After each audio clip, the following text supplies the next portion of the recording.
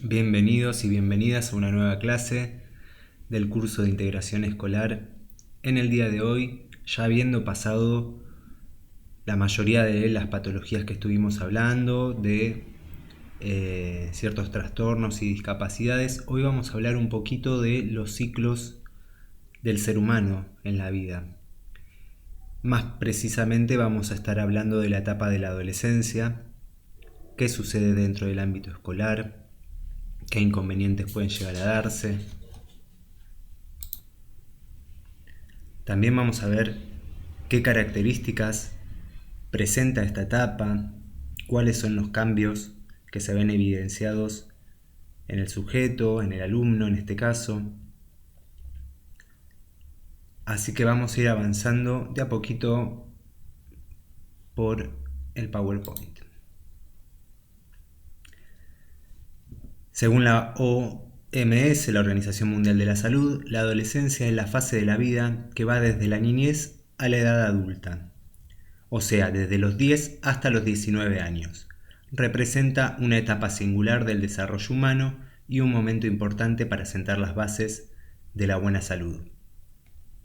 En este caso, la Organización Mundial de la Salud propone más o menos ese rango, ¿no? Entre los 10 y los 19 años. Hay otros autores que optan por más o menos desde los 13 años a los 15 años, hasta más o menos 19 años, o hasta que se termine de desarrollar todo lo que tiene que ver con el proceso cognitivo relacionado a esta etapa.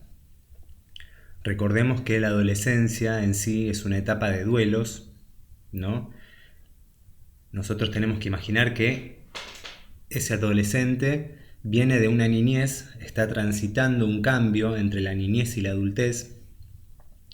Empiezan a haber un montón de cambios físicos, un montón de cambios en el pensamiento, en las relaciones sociales, en la vinculación, en los intereses personales.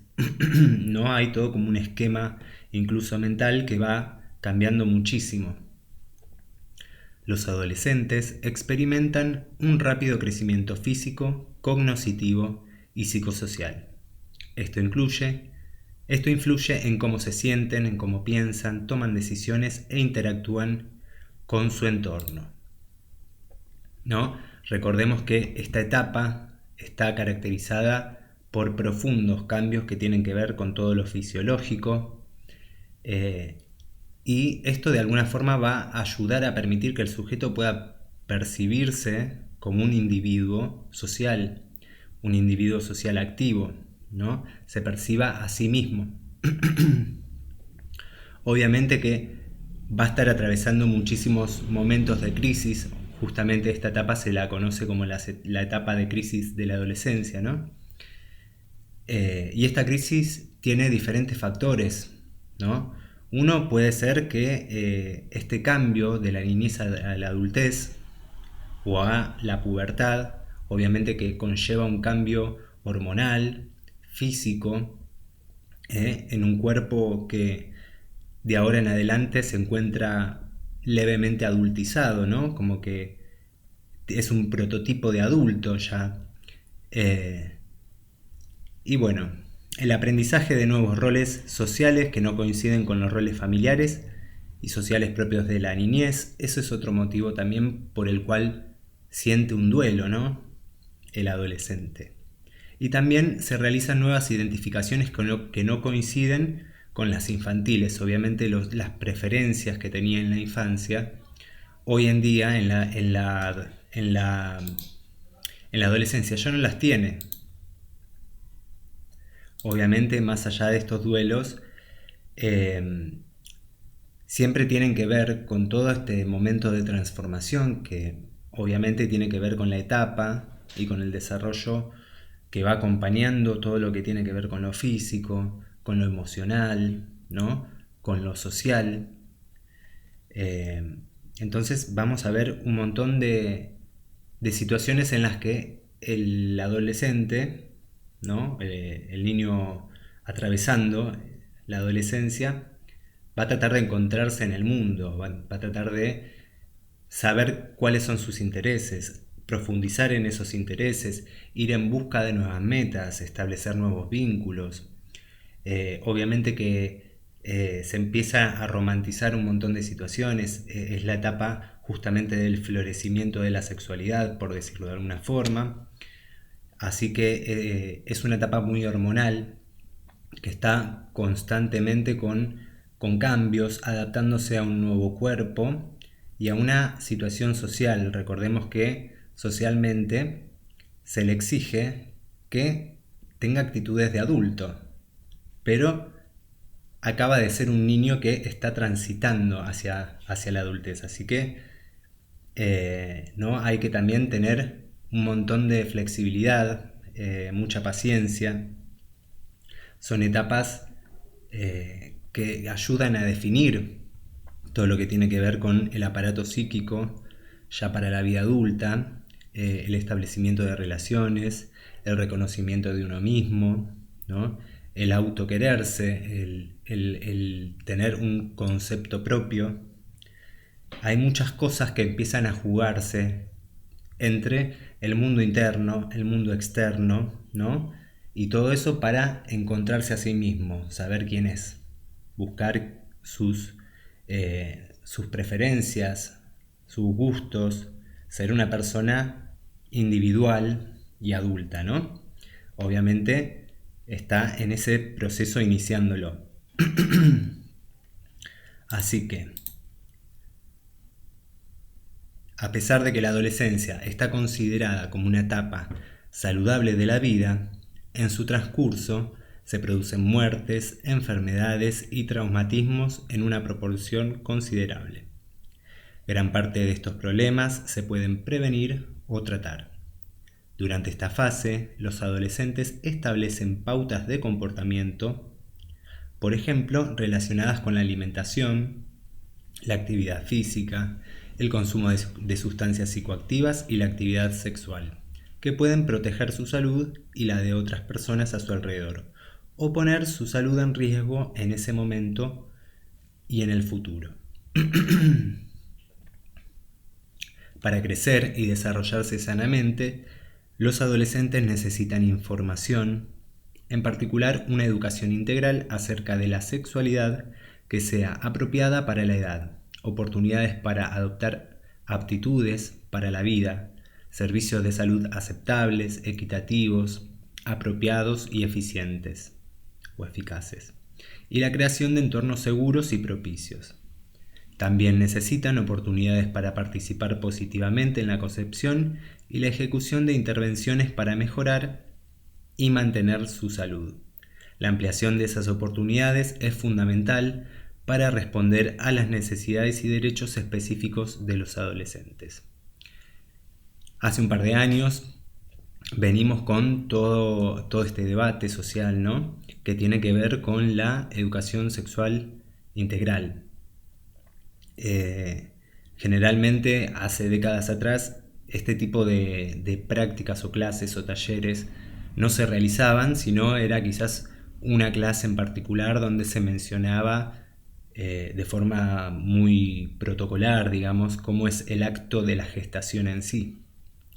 Obviamente que cuando nosotros estamos formando y estamos en un ámbito escolar, más allá de lo protocolar y de usar las palabras específicas, ¿no?, de los órganos y demás, vamos a estar priorizando las situaciones de respeto entre pares, de respeto vincular, social.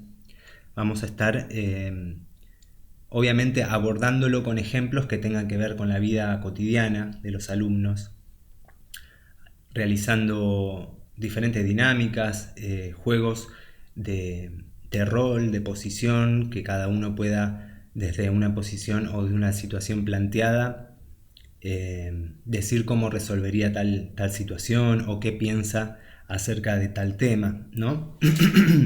Tenemos un amplio abanico de recursos que vamos a poder utilizar no solo en esta etapa, sino también todo lo que tiene que ver desde la integración escolar o el ámbito áulico o educativo en lo que respecta a la observación activa, a la escucha y a la apertura de diálogos o espacios de diálogo. Uno de los problemas más comunes que vamos a encontrar en el ámbito educativo es el bullying. Puede ser el bullying o ciberbullying también, ¿no? Puede darse a través de medios virtuales o puede darse interpersonalmente en un espacio, por ejemplo, dentro de la escuela, ¿no? El acoso escolar o bullying es la exposición que sufre un niño a daños físicos y psicológicos de forma intencionada y reiterada por parte de otro o de un grupo de ellos cuando acude al colegio. El acosador aprovecha un desequilibrio de poder que existe entre él y su víctima para conseguir un beneficio, material o no, mientras que el acosado se siente indefenso y puede desarrollar una serie de trastornos psicológicos que afectan directamente a su salud o incluso, en situaciones extremas, conductas autodestructivas, ¿no? Si retomamos un poquitito de lo que decía al principio con respecto de la identificación que intenta buscar el adolescente atravesando esta etapa yendo hacia el mundo adulto. Todo esto que tiene que ver con las modas, la comunicación específica dentro de su etapa, los códigos verbales, ¿no? Estas cosas que se suelen dar dentro de la interacción entre dos adolescentes. Obviamente el adolescente siempre de alguna forma va a tener ese sentimiento de investigación por el mundo adulto y sus formas. Pero bueno, también puede verse gravemente afectado cuando la mirada se posa sobre él, ¿no? Más allá de que socialmente al adolescente se le exige pensar como un adulto, ¿no? Y recordemos que está atravesando todas estas etapas conflictivas de reconocerse, de pensar quién es, ¿no? De pensar cómo puede llegar a sentir el otro, con lo que yo digo, con lo que yo hago. Así que hay varias cositas como para poder ir hablando, ¿no? El bullying escolar se suele producir durante el recreo, en las filas para entrar a clase, en los baños, los pasillos, los cambios de clase, al entrar y salir del centro, en el transporte escolar o en el comedor. No puede darse básicamente en cualquier instante. También puede ocurrir en el aula, cuando el profesor está escribiendo en la pizarra o mientras está atendiendo a otros alumnos. Quizás el momento en el que menos estamos o estamos prestándole atención a un grupo o realizando o respondiendo a algo, tranquilamente puede estar sucediendo. Prevalencia. ¿Cuál es el rango más o menos que se viene observando en la sociedad que suceden este tipo de situaciones? Es difícil estimar la prevalencia del acoso escolar, pero los expertos en la materia coinciden en señalar que se trata de un problema muy frecuente. Se estima que entre un 15 y un 50% de los niños y los adolescentes pueden haber sido víctimas de acoso escolar en algún momento, señala Covadonga Díaz Caneja, investigadora del Instituto de Psiquiatría del Hospital Universitario Gregorio Marañón. Los datos de prevalencia son muy variables porque dependen mucho de los estudios y de los instrumentos que se utilicen. Hay medidas que se basan en lo que dice el alumno, en lo que dicen el resto de sus compañeros. En todo caso, agrega, la mayor parte de las personas tenemos riesgo de estar expuestas a este problema a lo largo de la vida. Digamos, en cualquier contexto social puede suceder, ya sea que estemos dentro de un grupo de pertenencia o que estemos interactuando con otros grupos. Puede suceder en cualquier contexto, ya sea educativo o en otros ámbitos de la vida también, puede ser un ámbito laboral. Algunos colectivos son más vulnerables y tienen mayor riesgo de ser víctimas de acoso escolar. Son aquellas personas percibidas como diferentes, como los niños con discapacidad, trastornos de espectro autista, obesidad o dificultades de integración social.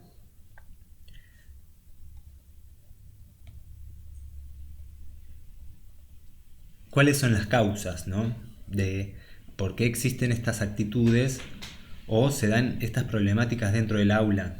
Porque nosotros la podemos evidenciar de forma muy inmediata, ¿no?, en un contexto educativo.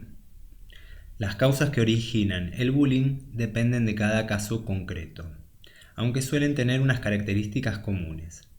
El acosador escolar posee poca empatía y, por tanto, es incapaz de ponerse en el lugar del acosado y ser sensible a su sufrimiento. El origen de la violencia del acosador puede venir causado por problemas sociales o familiares, que pueden provocar que el niño desarrolle una actitud agresiva y que en la adolescencia sea violento. En muchas ocasiones, los acosadores son personas que también han sido acosadas, precisa Díaz Caneja.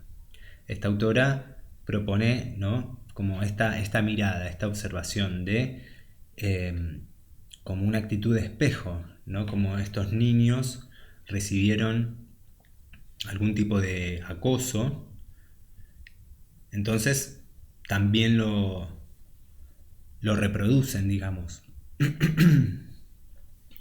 Pero bueno, acá también habla de la conformación o el desarrollo que va sufriendo a nivel familiar o social también.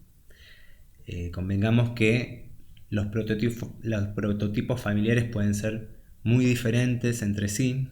Un alumno puede tener, no sé, 2 padres, una hermanita, el otro alumno quizás no tener padres o tener algún tutor, ¿no? Pueden darse diversas cosas que afecten e impacten en el desarrollo evolutivo, ¿no?, del niño. Así que vamos a ir viendo cómo actuar en cada caso. Obviamente que desde el ámbito escolar existe una guía de orientación para este tipo de problemáticas o cualquier problemática que pueda darse dentro del aula, ¿no?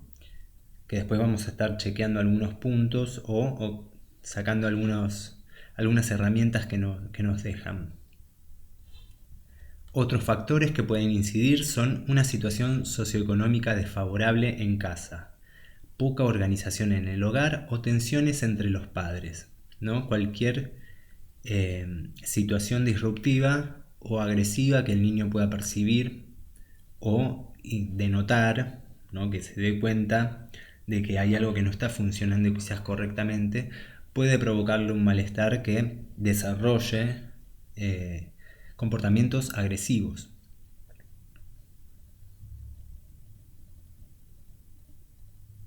También influyen factores relacionados con el colegio y los profesionales que allí trabajan. El clima escolar es clave. La convivencia y el hecho de que haya una cultura que no solo prevenga el bullying, sino que promueva otros valores. A largo plazo, se ha comprobado que se obtienen mejores resultados al fomentar lo positivo que al prevenir lo negativo.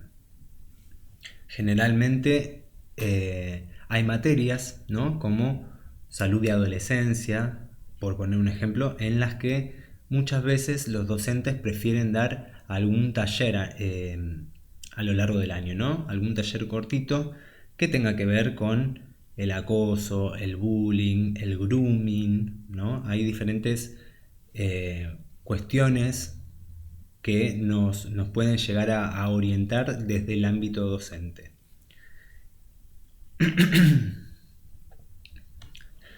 Existen ciertos síntomas. Digamos, el adolescente, cuando va pasando esta etapa evolutiva en el desarrollo, va sufriendo ciertos cambios y teniendo ciertos síntomas que son transitorios y algunos pueden llegar a denotarse permanentemente.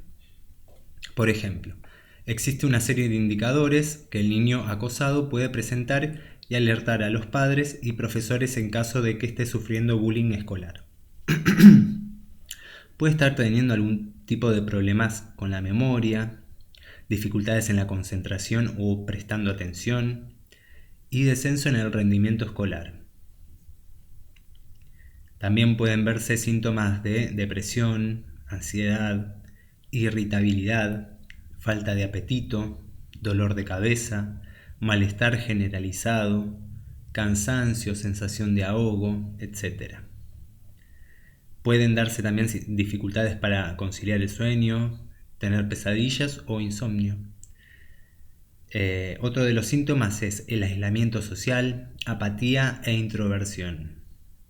Obviamente cuando nosotros notamos ciertos síntomas, como alguno de estos, que se sostengan, obviamente que si vemos a un niño quizás ansioso, no vamos a saber en primera instancia cuál es el motivo el origen de ese malestar, ¿no? O de esa ansiedad. Lo que vamos a tener que ir es viendo cómo se desarrolla y evoluciona también. Obviamente que si el niño lo vemos con síntomas de ansiedad y permanece así durante el pasar del tiempo, qué sé yo, una semana, 2, 3, un mes, 2 meses, obviamente hay algo más de fondo que podrían evidenciar que está sufriendo algo que él le cuesta manifestar, por poner un ejemplo, ¿no? También se mantiene en estado de alerta de manera constante. Otro de los síntomas es no querer ir al colegio ni juntarse con otros niños. Faltar al colegio de forma recurrente. Suelen tener sentimiento de culpa y asunción de responsabilidad de los hechos. Conductas de huida y evitación. Negación de los hechos e incongruencias. Llanto incontrolado, respuestas emocionales extremas. No, todo lo que tiene que ver con la exteriorización de emociones se empieza a dar en un cuerpo diferente. Se encuentra en un cuerpo diferente, con una mente diferente. Y lo que le era útil en la niñez ya hoy en día no le sirve para descargar la atención, ¿no? Entonces se empiezan a dar dinámicas un poco más de adultos, ¿no? Pensemos que cuando nosotros tuvimos nuestras primeras clases, vimos que existen diferentes etapas en el desarrollo y que en estas etapas obviamente se varía todo lo que tiene que ver con la atención. Puede ser la alegría, la tristeza, pero es una variación, nunca permanece una constante todo el tiempo, sino que es un juego entre ambas, ¿no? Y buscar el equilibrio.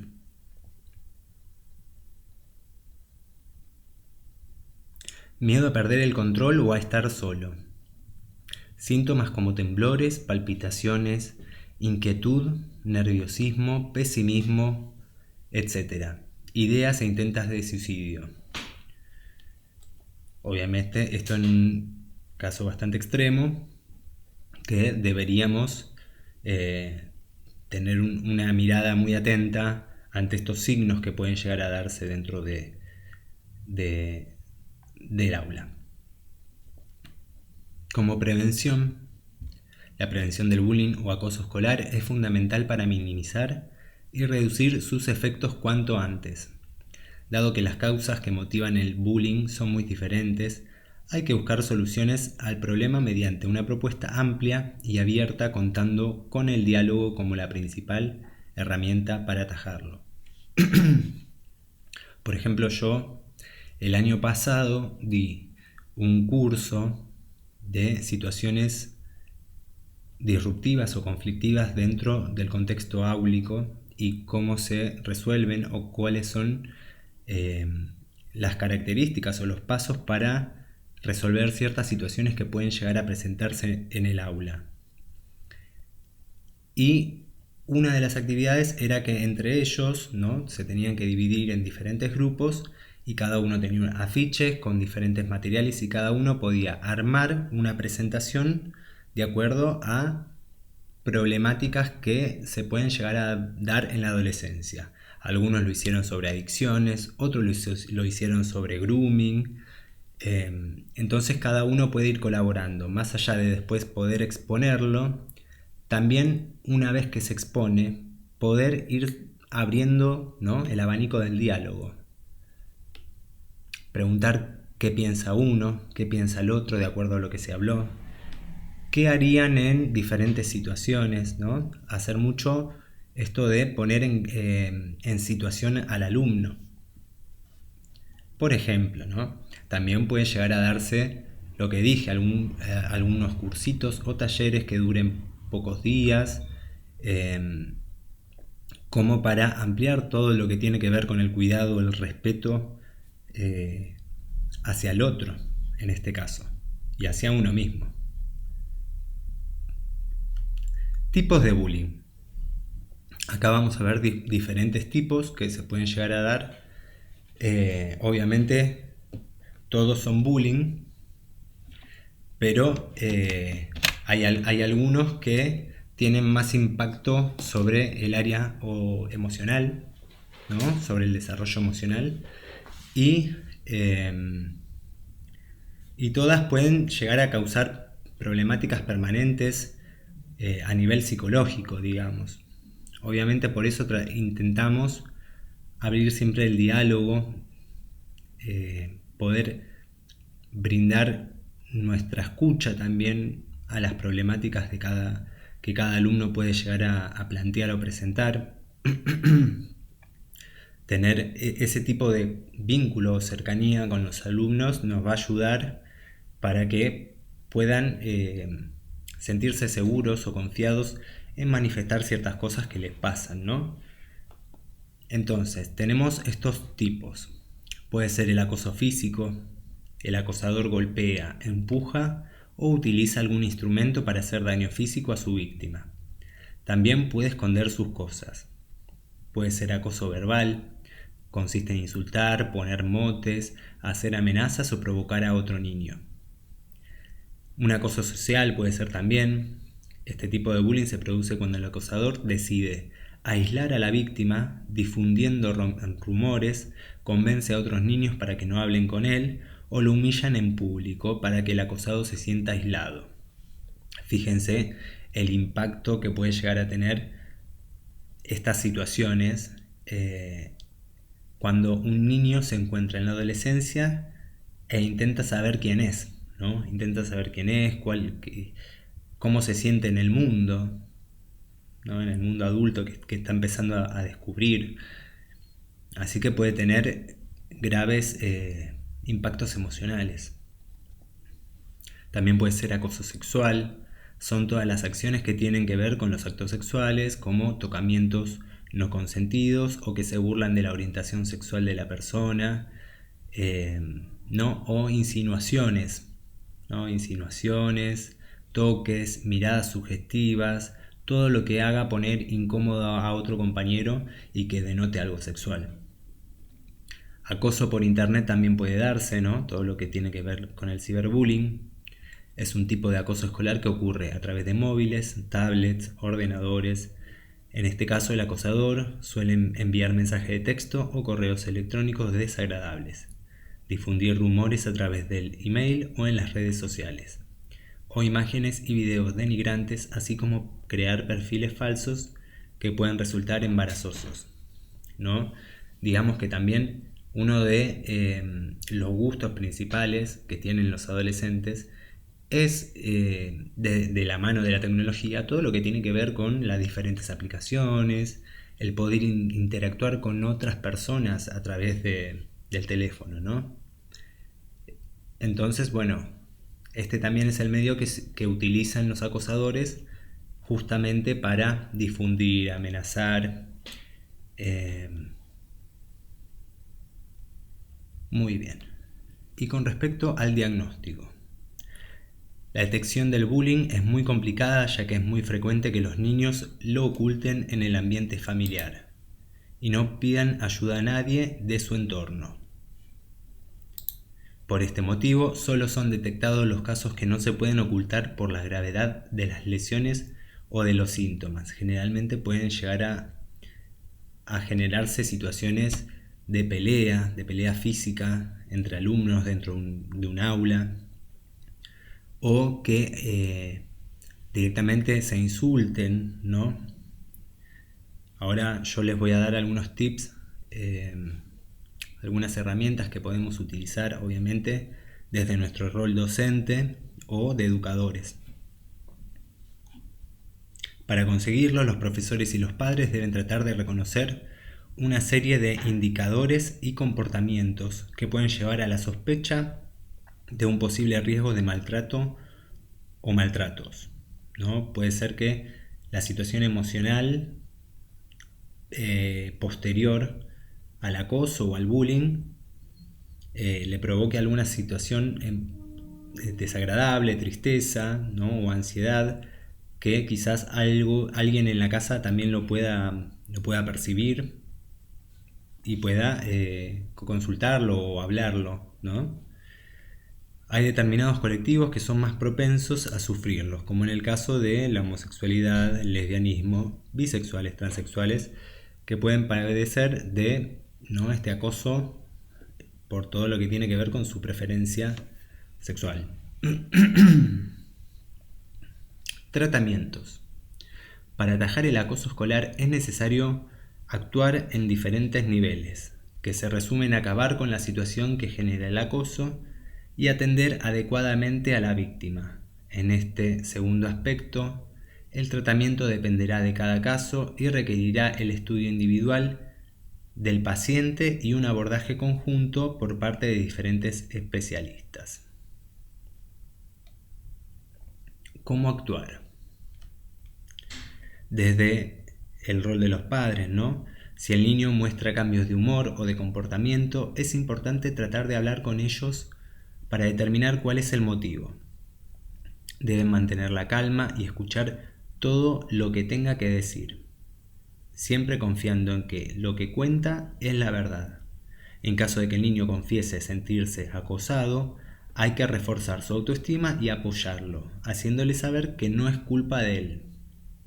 A continuación, ponerse en contacto con el colegio es lo primordial. Se puede concertar una cita con el tutor del niño o con otros responsables del centro para hacerles conscientes de la situación, de forma que se pueda poner alguna solución al problema. Si el colegio no sabe cómo actuar o se niega a tomar parte, se puede denunciar el acoso en cualquier comisaría de policía o una inspección de educación. Obviamente, como docentes, no vamos a permitir que se llegue hasta esta instancia sin haber utilizado algún recurso, ¿no? Pero ahora vamos a ir definiendo algunos. Y desde el rol de los docentes, en cuanto los educadores tengan conocimiento sobre la situación, es importante vigilar a los niños implicados en todas las situaciones para controlar que el problema no se agrave. Deben recoger toda la información posible sobre los hechos e informar a la dirección del centro. Cuando se vaya a hablar con los niños, no deben limitarse únicamente al acosador y a la víctima, sino también al resto de los niños implicados, aunque no participen de forma activa en el acoso. De esta forma, consiguen educar sobre las consecuencias que pueden tener el acoso, al mismo tiempo que se resuelve el problema. Como les mencioné al principio de esta clase, el gobierno, el Ministerio de Educación, realizó diferentes guías de orientaciones para situaciones conflictivas, violentas o, en este caso, de bullying y ciberacoso, ¿no? Y les voy a mostrar un poquito lo que dice. ¿Qué hacer ante situaciones de acoso escolar? Partiendo de comprender que las situaciones de violencia y de acoso no son hechos aislados, sino que se entraman en la vida institucional, resulta importante retomar la secuencia que plantea la Guía Federal de Orientaciones para la Intervención de Situaciones Complejas relacionadas con la vida escolar, la cual permite identificar 3 momentos en cada una de las situaciones que acontecen en la escuela. Pueden ser antes, durante y después, ordenando y habilitando todo tipo de intervenciones.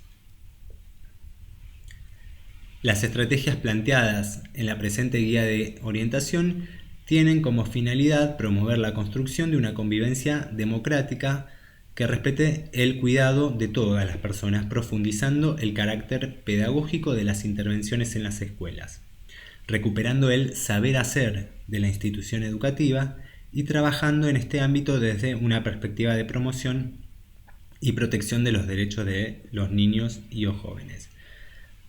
Nosotros, cuando percibimos una situación de ciberbullying o bullying dentro del ámbito escolar, obviamente debemos intervenir, tomar parte.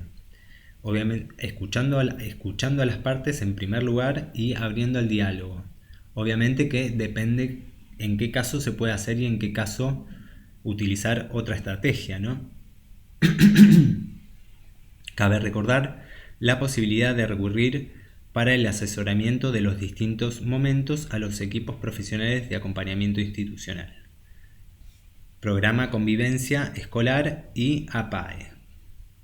Las acciones que a continuación se proponen deben darse en un contexto institucional en donde no se naturalicen situaciones de violencia y se intervenga de manera sostenida. Muy bien. Es importante abordar preventivamente la problemática del acoso escolar y ciberacoso desde antes de que se instale, ¿no? Cada vez que nosotros hablamos de talleres o mencionar el tema, trabajar, proponer actividades que abran al debate, a la interacción entre los alumnos, a manifestar lo que piensan, cómo actúan, cómo se sienten, qué perciben del contexto social o cultural, ¿no? Vamos ya a estar trabajando desde antes, siempre desde la charla. Ya puede ser desde el contenido, por ejemplo, si es en una materia de salud o que tenga que ver con la adolescencia. Pero, bueno, ya hablando sobre el tema y exponiéndolo, ¿no? De forma bien clara, obviamente que vamos a estar trabajando en la prevención.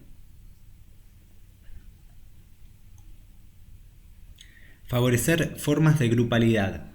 Generar tareas comunes con enfoques colaborativos a través de contenidos específicos y fomentar proyectos colectivos. Son algunas de las prácticas que contribuyen a prevenir situaciones de violencia y generar vínculos que afiancen la idea de igualdad en la diversidad. Generar actividades que permitan a los estudiantes sentirse reconocidos y valorados, donde las diferentes propuestas deben ser lo suficientemente diversas para que todos los estudiantes se sientan parte. Otra orientación que nos brinda es acompañar institucionalmente propuestas que alienten el diálogo y a la reflexión crítica, que deconstruyan discursos que promuevan la discriminación, que naturalicen la deshumanización y o violencia hacia una persona o grupo de personas por pertenecer a un colectivo religioso, étnico, político, racial, de género, entre otras. Igualmente, abordar los mitos con relación al acoso escolar, el bullying, ¿no? El grooming, todo lo que tenga que ver con la prevención desde la presentación de los casos o los hechos. Apostar al vínculo pedagógico, generando espacios de encuentros desde el respeto y el cuidado, donde todos y todas puedan expresar lo que les sucede. En estos espacios, que son transversales en la tarea docente, debe estar presente la escucha pedagógica, atenta, genuina y abierta, que promueva una actitud receptiva y empática ante la manifestación de inquietudes, sentimientos y pensamientos. También se busca trabajar la resignificación de los acuerdos educativos de convivencia, ¿no? Institucionalmente, ya que constituyen una herramienta tanto para el abordaje y la prevención de los conflictos como para la promoción de la convivencia, en tanto establecen valores y normas que regulan las relaciones entre todos los actores de la comunidad educativa. Construir colectivamente las normas que regulan la manera de convivir en la escuela resulta clave, dado que si las mismas son percibidas como arbitrarias, carecen de legitimidad y no son apropiadas por los actores institucionales. Generalmente estos acuerdos se dan a principio de año con cada docente, en donde se plantean ciertas bases, normas y reglas que se dan a lo largo de toda la cursada, ¿no? Y se le pide que a los alumnos que junto al docente vayan armando esas normas para que justamente puedan de su fe consciente, digamos, optar por llevarlo a cabo, por respetar esas reglas y llevarlas adelante. Resulta importante entonces trabajar los acuerdos transversal y cotidianamente, ya que a través de ellos se posibilita el fortalecimiento de los vínculos interpersonales como condición indispensable para generar un ambiente favorable para el logro de los procesos de enseñanza y de aprendizaje. A partir de lo desarrollado hasta el momento, resulta evidente que la institución educativa, ante situaciones emergentes de violencia que irrumpen en el escenario escolar, no puede permanecer indiferente, sino que debemos intervenir de manera activa para abordarlas. Es importante que todas las acciones que se implementen se desarrollen en el marco del fortalecimiento del lazo social y la valoración del cuidado mutuo. Incluso se pueden dar dinámicas entre dos clases diferentes, ¿no? Entre el grupo, no sé, primero A y primero B, que se junten ciertos docentes y propongan hacer una actividad relacionada a las normas, a la sociedad, al cuidado. Muy bien. Entonces, nos propone intervenir ante toda situación de conflicto que sea presenciada y o receptada por adultos de la escuela. Escuchar el pedido de ayuda que puede ser expresado más o menos explícitamente y formulado por distintos actores. Puede ser la familia, puede ser el alumno, pueden ser el alumno junto a la familia, algún docente con el que haya tenido algún tipo de fricción o situación, ¿no? También puede intervenir. Es importante poder contener y manifestar que se abordará la situación relatada, no minimizar y actuar con inmediatez es clave. Es imprescindible creer en la palabra de quien cuenta la situación, evitando responder con comentarios tales como: eso no está sucediendo en esta escuela, son cosas de niños, no es para tanto o nadie muere por esto. Obviamente que si el niño lo está evidenciando, está sufriendo por eso y lo está mencionando, claramente es algo que puede afectar su desarrollo y su vinculación, ¿no? Dialogar en un marco que resguarde también la privacidad de los estudiantes, habilitando espacios individuales y evitando el enfrentamiento de los involucrados como en un careo. No forzar a los estudiantes a que realicen acciones tales como darse la mano, pedirse perdón o abrazarse. Dialogar con él o la estudiante que estaría sufriendo algún tipo de violencia. Es importante ofrecer un espacio de confianza, escucha activa, respetar los tiempos y comenzar a dialogar en condicionar el relato, teniendo especial cuidado de no culpabilizar al niño, ¿no? Transmitir que se trabajará en conjunto para que esas situaciones no se repitan, dar tranquilidad en cuanto a la no exposición frente al grupo y que al hablar con nosotros no está acusando a nadie, pero que necesitamos saber qué pasó para ayudarlo a él y al grupo. No, esta estrategia es clave. Tenemos que siempre tratar de mantener esa privacidad que tiene el alumno. Así que no vamos a exponer dentro del grupo o preguntar abiertamente si alguno está sufriendo algún tipo de acoso o bullying. Cuando veamos algún síntoma o algo que nos llama la atención, obviamente lo vamos a hacer de forma individual con el alumno. Lo vamos a preguntar amablemente, con tiempo, de forma reflexiva, atenta, ¿no? Y estar abiertos a una escucha, un diálogo mediador para ver cómo poder reparar esta situación.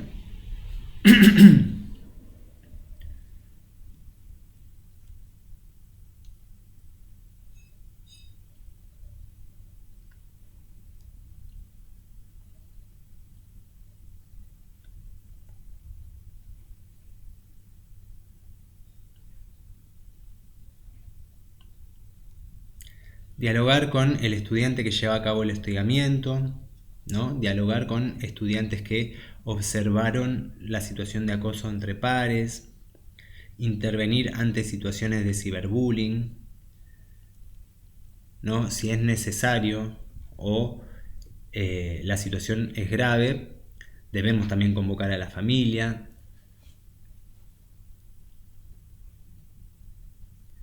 Y acá nos da algunos tips. A continuación sugerimos algunas recomendaciones para el diálogo con las familias. Recibir a las familias en lugares propicios para tener un diálogo cuidado, evitando conversaciones de pasillo. Evitar la utilización de juicios de valor en expresiones como esa niña o ese niño tiene muchos problemas o siempre pega, o ustedes como familia no le colocan límites. Digamos, nosotros no somos jueces ni menos para evaluar en qué situación cada familia actúa, ¿no? No subestimar la situación refiriendo que a todas las personas alguna vez nos pasó, hay que aguantar. Nunca vamos a minimizar lo que está manifestando el alumno, ¿no? Porque si lo manifiesta o si manifiesta algún tipo de síntoma, nosotros podemos darnos cuenta cuál es el grado de afectación que tiene a nivel emocional o con su impacto psíquico, ¿no? Considerar el contexto y analizar el entramado en el que emerge y se sostiene la situación de violencia entre pares, reflexionando acerca de las condiciones institucionales que actúan de escenario de las dinámicas vinculares. También observar las dinámicas grupales en la escuela. Observar y prestar atención en los diferentes espacios escolares, recreos, patios, baños, pasillos, entradas y salidas de la escuela, entre otros. Observar cómo se relacionan los estudiantes en la clase para conocer los vínculos existentes. Nosotros con simplemente observar a los alumnos más o menos nos vamos a ir dando cuenta cuáles son sus amistades, con quién hacen tareas en conjunto o qué compañeros eligen para hacer determinadas actividades. Reflexionar y acordar en relación a los buenos tratos en los entornos digitales, ya que representa un espacio de socialización en los niños y jóvenes.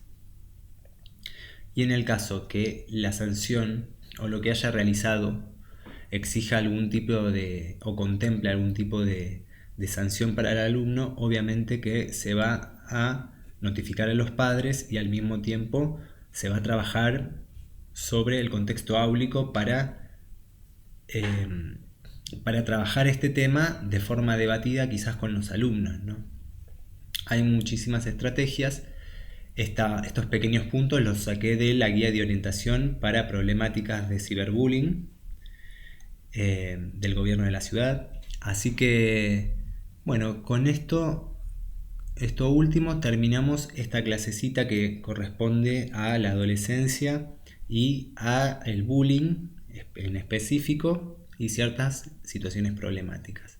Vamos a seguir en la próxima clase con otro tema, así que nos vemos en la clase, cuídense.